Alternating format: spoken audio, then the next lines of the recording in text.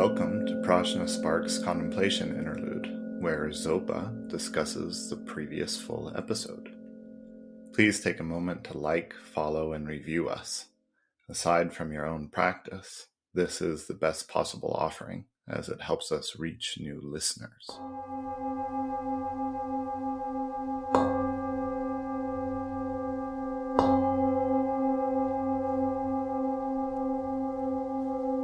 Today, I'm going to be visiting again this fourth hallmark of the Buddha's teaching, that Nirvana is peace. This, of course, is a huge topic. One of the things that I'd like to just dig into a little bit more right now while we have this brief, wonderful time together is how important it is not to short sell Nirvana. I think oftentimes we have experiences, insights that can feel really transformative. During the course of our spiritual path, the practice can produce so many different results. Some of them feel very transcendent.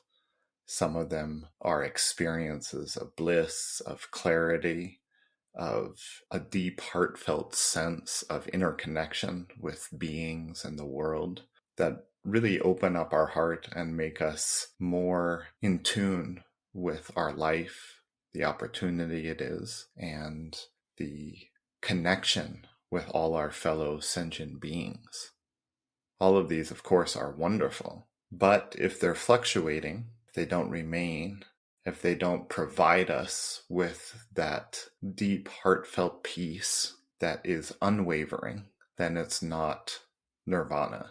It's not the nirvana that the Buddha found and described and established a path of accomplishing that so many beings since the time of the Buddha have followed in many different traditions of Buddhism to achieve those respective results. And I think this is so important that we don't short sell nirvana because it helps us open up past our limited understanding of what this life is. So often as we get older, more practiced, we can start to feel that, yeah, we know what life is about, we know what reality is about, and kind of have the subtle underlying assumption that we've got it, that we know what reality is, and that there's nothing more, that it's not going to surprise us, that we just have to make do with what we are used to experiencing. What the Buddha presented in his path is shattering. It's amazing. It definitely pulls the rug out from under us in a really good way, in a way that helps us to connect with the immediacy of our lives in each moment, as well as to continue to open and open further until we have the direct realization of the nature of mind, which cuts through all assumptions and delusions. Nirvana is beyond the scope of concepts. And yet it is really helpful to our practice here and now to develop an accurate conceptual understanding of it. Why? I mean, in many ways, it seems like it's very far off at times. It seems like, oh yeah, it's going to take 3 countless eons to achieve, or at least 1 lifetime, or 7 lifetimes, or 16 lifetimes, or, these scopes are so huge that it can feel like, oh, what's the use in focusing on it, in understanding it? Well, one of the things that it does is it hones our focus. It helps us to recognize what's important and what isn't, both in our day-to-day lives and also in our practice. What we're aimed at is the trajectory on which our practice guides us along. So if we're only aimed at personal well-being, even if that's the result that we're shooting for, then even immediately in whatever practice session we're engaged in this present moment, it's going to be moving us along in that trajectory.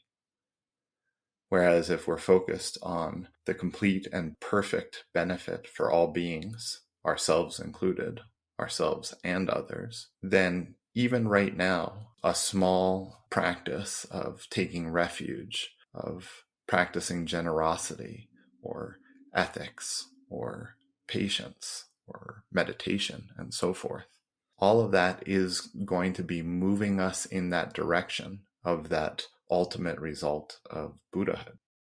So it's so important, even right at the start, that we start to have an idea of what it is that we're aimed at.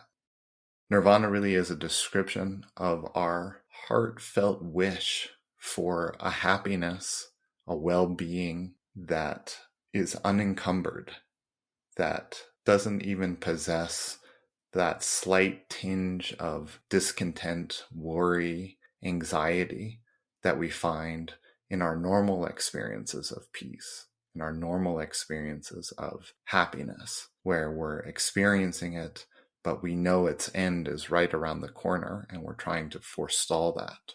We're trying to make it last. We're trying not to think about the end of it. Nirvana, in many ways, is our nature, and yet we're not there yet. So having some idea of it at the beginning can inspire us, and it can lift us out of this limited and limiting conception of what we are, what we assume life to be, what we assume reality to be, thinking that it's only what we know, and tapping into that very deeply buried yet pervasive, heartfelt wish to be free, to be at peace, no matter what comes up for us, no matter what we encounter. Birth, aging, illness, death, the suffering of loved ones, meeting with what we don't like, being separated from what we do like. If we were able to be at peace, genuinely, in any of these circumstances, nothing could shake us. Even right now, as I'm describing this, one wonderful practice we can do is just to allow ourselves to tap into that heartfelt wish that we have for our well-being. Whatever words you might use to describe it, however you might think of it, allow yourself just to feel that yearning inside of you. That yearning is the nature of our mind, wishing to know itself fully, wishing to be replete in the peace of nirvana. When we start to cultivate this understanding, to allow ourselves to be with it, then nirvana becomes something that's very personal, very relevant to our lives. It helps us make sense of the path and what we're doing. It both brings us closer to our immediate experience in each moment, as well as giving us a far-reaching vision for just what is possible and how meaningful this life can be.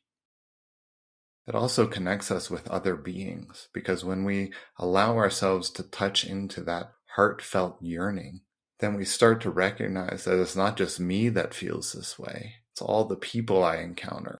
It's even all the animals that I see. All the beings, they just want to be free. They want to have this well-being. And of course, because all beings are individuals, because we all have different life experiences, we describe it in different ways, or we think about it in different ways, and our ideas have different connotations and feeling tones. But it all comes back to nirvana. Nirvana is peace. It's not a peace that is boring and dull.